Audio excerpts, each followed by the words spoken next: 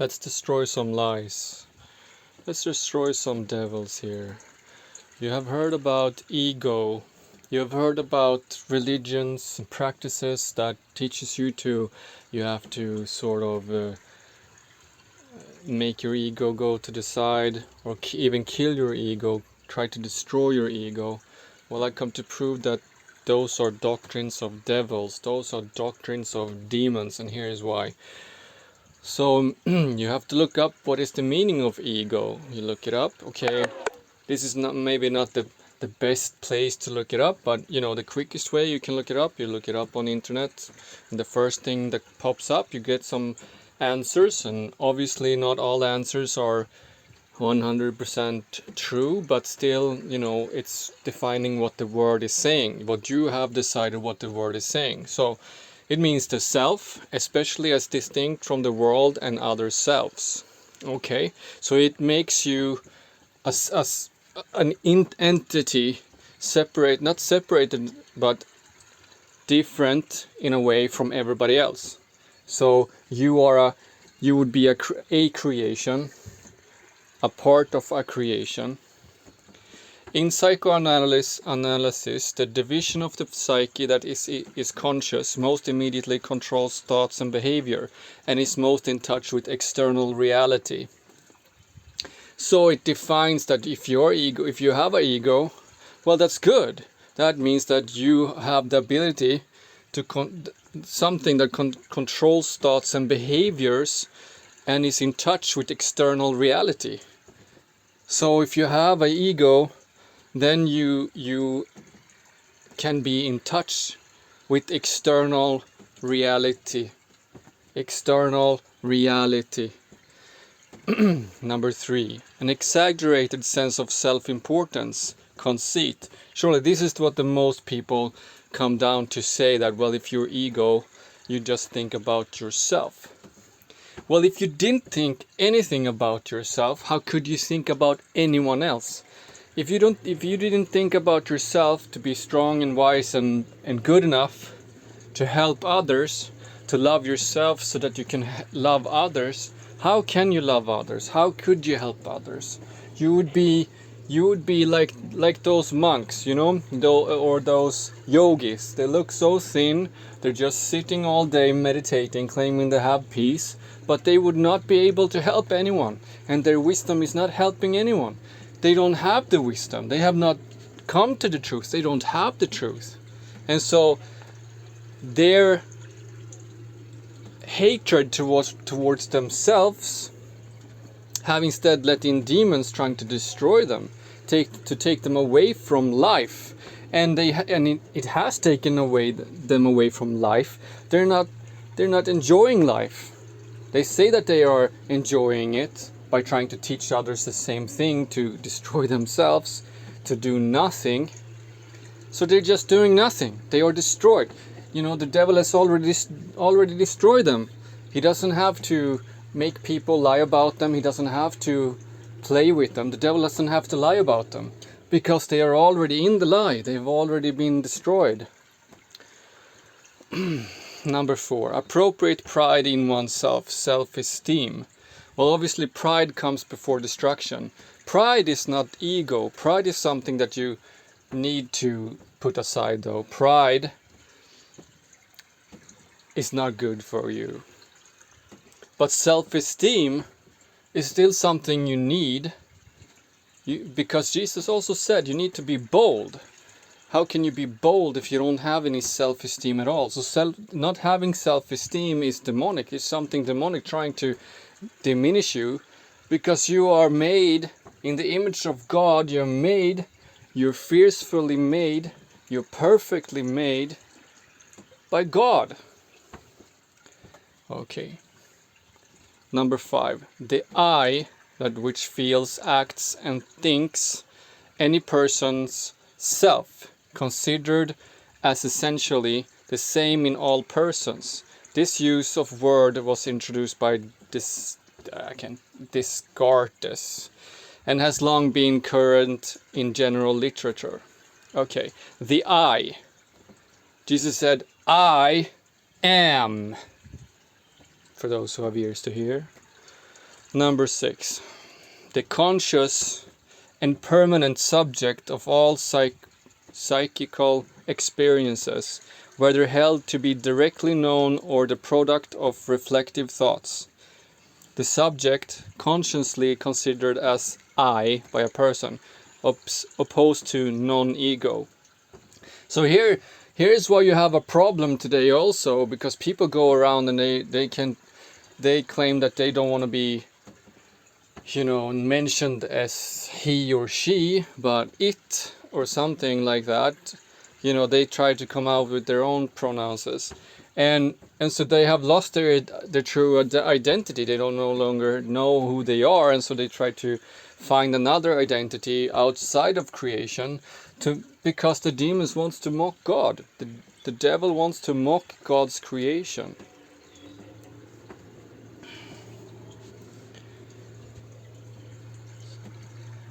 So you have here the subject consciously considered as I. What did God say? I am. And then number 7.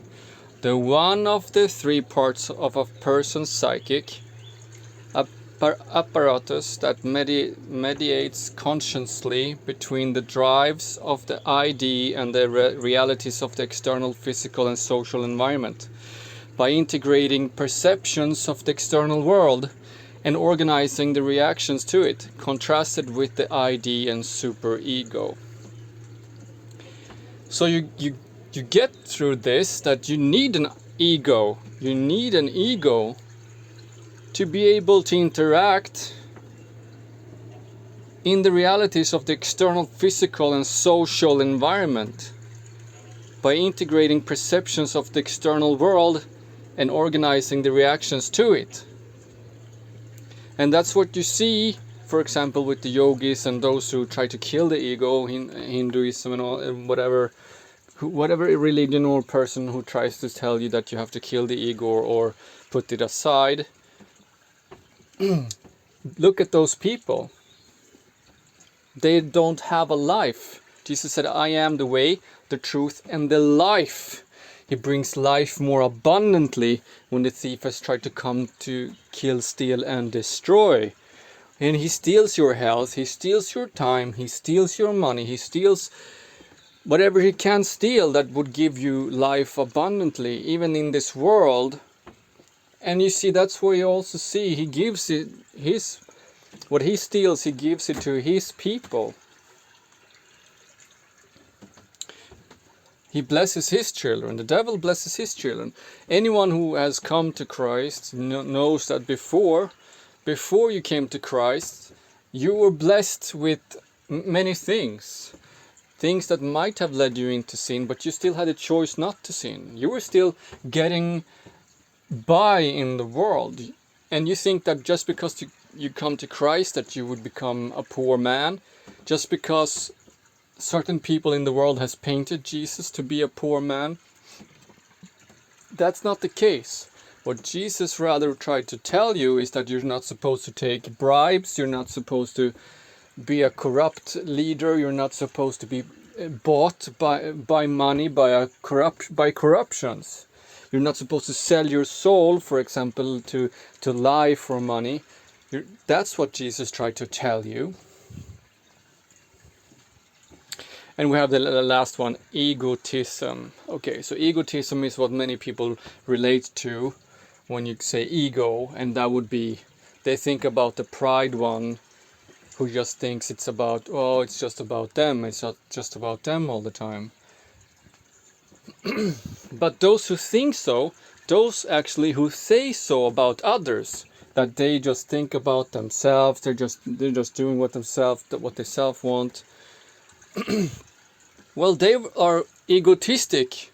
They are the egotistic ones because they are jealous. They're not thinking about they're thinking about themselves. You see that the other person was not thinking about them enough. Isn't that egotistic? You should not judge. Jesus said, "Judge not, and you shall not be judged." Okay. So you have a person You have a person who loves himself and loves others the way he loves himself, and the same at that, you're commanded to love thy neighbor as thyself. Now, if you don't love thyself, how can you love thy neighbor as thyself? You cannot love thy neighbor if you don't love thyself. Then you would hate thy neighbor if you don't love thyself, because Jesus said, love thy neighbor as thyself. So self-love is biblical.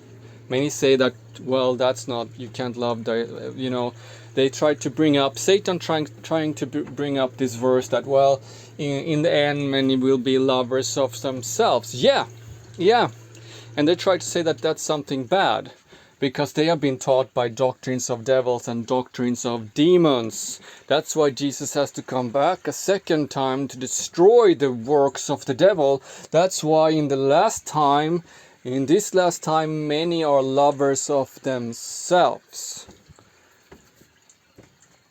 To love themselves. Now, you can also see that as a bad thing, that, about not loving God above yourself. That's another thing. But still, you still need to love thyself. You still need to have love for the gift that God, if God has saved you, you still have to have love for that gift. If God has given you life, why would you hate that? Why would you hate the thing that He gives you? You would hate maybe the life that you're walking in because there are devils trying to destroy you, and so obviously then you don't like that, because if you did like that, you would be shown to be a sadistic who likes to be punished and likes to be tormented. That's not godly, is it? Job, he complained when he was going through hardship. He complained because he didn't like it. He showed God, well, I can't accept this. This is not righteous, but whatever your will is. Jesus did the same.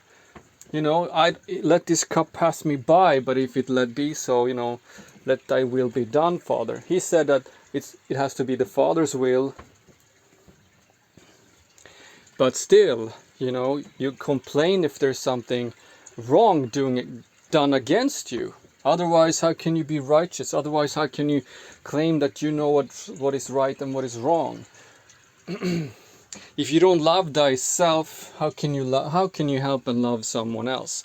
So many today, they claim to be Christians. They go around trying to help others, but they don't love themselves even. And if you don't love thyself, you can't help anyone else. Jesus spoke about taking out the motes of thine own eye before you help anyone else. That has to do with some other things also. You really need to take out the motes out of your own eye before you can take out motes of someone else's eyes. That's how it is. Still, you need first to love thyself, because if you have self-hatred, that's hindering you. So you need to have an ego first to know that, well, you are a creation. This says Jesus makes you into a new creation. A new creation. He doesn't destroy your ego and suddenly you are one with the world. Many think that they have become one with the world, and Satan is the one who tries to have connection with everyone. Satan wants connection with everyone. Jesus comes to divide. Jesus said, I come to divide, not to unite. I did not come to bring peace, if you think so. I did not come to bring peace, but with a sword and a fire which was already here. And how I long for that.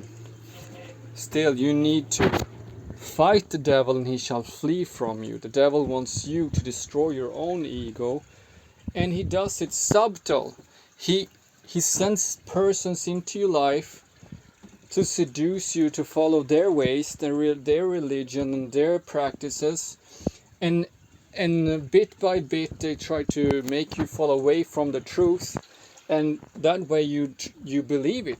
Because if they completely lied to you, you have a mechanism in you. Even if you don't have the Spirit, you still will still understand, well, That would be a big fat lie. So they have to seduce you bit by bit to get you hooked on it. And when you're hooked on it, they beguile you into such, well, you call it brainwashing. Many call it brainwashing in the world. Like, for example, many call Christians brainwashed. And in that sense, yes, their brains have been washed from all the lies and all the filth of the world. So that would be a good thing. In another sense, how you mean when you say the word brainwashed, because you intentionally mean manipulated, or you mean beguiled or fooled, or like someone has tried to put it on you rather than you believe it, so to speak. Well, that's what other religions do, but they do it subtle. Jesus comes and knocks on the door, and he gives you truth. If you receive him, you have to still seek for him, or he knocks on the door. You found this video clip. I didn't come to your house. I didn't attack your house. I didn't sneak in through your friends. I didn't sneak in any other way. You found this clip. While in the world, Satan can send anyone to you through another people, or even a fooled one of your relatives, even your mother or father. That's what Jesus says, I come to do, send division even amongst families. Where in a house where there are 5, there should be division, 3 against 2, 2 against 3. And if they didn't have an ego, the ones that God chose, if they didn't have an ego, how would they care about anyone else? If they didn't care about themselves even, why would they care about anyone else? Like the yogis, they don't care about anyone else. They claim to do so, to care about someone else, that they want everybody else to be the same as them, like any other religion. That they want you to just sit down and do nothing. And who in the world wants you to do that? Satan, so he can continue doing whatever he does, so that you don't fight back, so that you don't do anything. Jesus said you have to be bold. No cowards will inherit the kingdom of God. You have to preach boldly. You have to be a doer of the word and not just a listener of the word. So you have to have an ego. God doesn't come into your body and possesses you and controls you in such a way that you have no control at all. That would be doing the same thing as the devils do, as the demons do. No, you invite God, and through you he makes miracles. You are one. If a devil or a demon comes, he possesses people.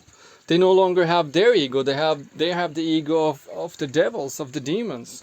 They're speaking demonic things. They're teaching demonic things, and they're lying with their tongues. They have given up their ego, so they are no longer anything. They no longer am anything. How can they be? They say it themselves. You are. They claim that you are much more, and that you need to be one with everything. But that's also the devil.